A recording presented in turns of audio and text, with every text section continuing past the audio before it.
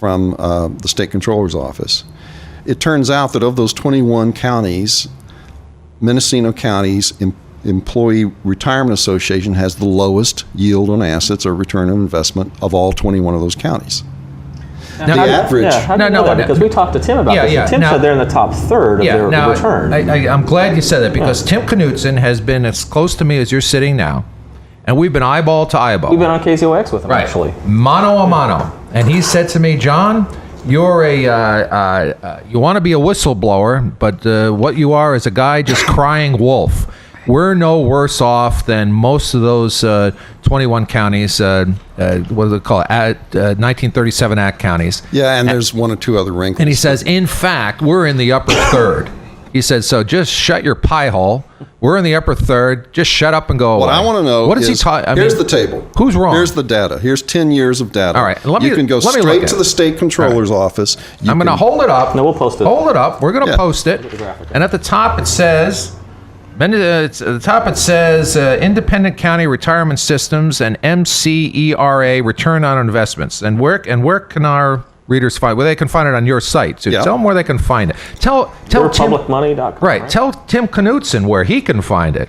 Well, he can find it at the state controller's office, which bases its report on the information which Tim Knutson and the other 20 retirement system administrators have provided to the state controller for the last 10 years. All right. And this table is sorted by the average. All I did is I took the yearly reported return on investment, made a simple average. Okay, it's not dollar weighted. It's just, okay, year after year, this is your returns. So over 10 years, here's your average. I sorted it from highest to lowest, and Mendocino is at the bottom. And what it shows is that over that 10-year period of time, our county's retirement system had a 6.6% annual yield on its investments. The target is 8%. So the target's 8%, and the average of all 21 was 9 something. I think I'm going to be sick. I don't know. I mean, think about this. 6% 9.7. return, 6.6 return is not that bad. Yeah, but especially nowadays, if you think about it. Well, they did do 6% this year. Negative 60%? Negative, right. There's a negative in there somewhere. Okay, but let's go back to that statement from the Government Accounting Standard Board. The cost of those future benefits, the payments, happens today as a part of the cost of services, okay? So let's say let's just assume we know what those payments are going to be. There's two factors. How much do you invest? How much do you put into the retirement fund every year, and how much do you get a return? Well, what happens if your return isn't what you said it was going to be? What happens? Yeah. What does that mean about what the expense really was? Adjust somewhere, yeah.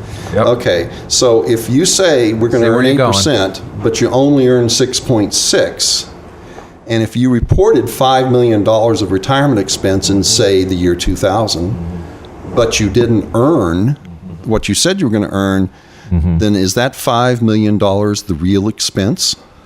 I see. It's not. So that $5 million, which you reported in 2000, is low. So sometimes significantly let's assume that the county has made some mistakes or some oversights or whatever you want to call it, and they don't have enough money in their retirement system. They're going to have to correct it at some point, right? Well, what happens is the actuary comes along and does a calculation, and when what they called is an unfunded, it's a complicated term, it's an unfunded pension liability. When it goes over, say, 10%, that pulls a trigger, as I understand it, and all of a sudden the county has to begin to pay what it sees as an 8% interest expense. Right. Now, what that really is let's say you're $70 million short in the pension fund.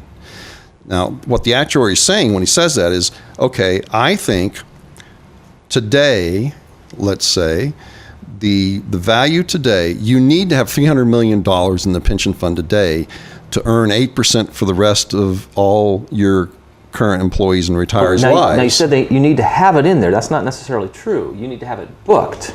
You don't actually need to have the cash.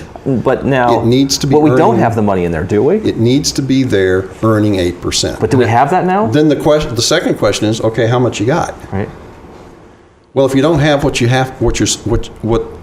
need, then you have an unfunded liability. And you go get a pension obligation bond.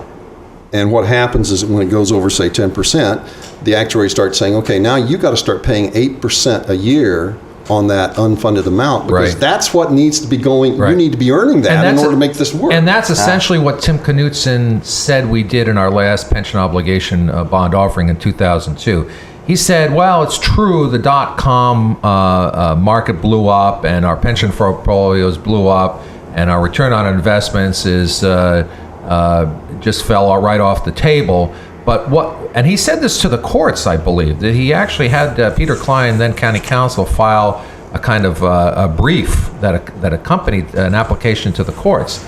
He said that the 2002 pension obligation bond wasn't really funding an unfunded pension liability created by the collapse of the stock market in 2002.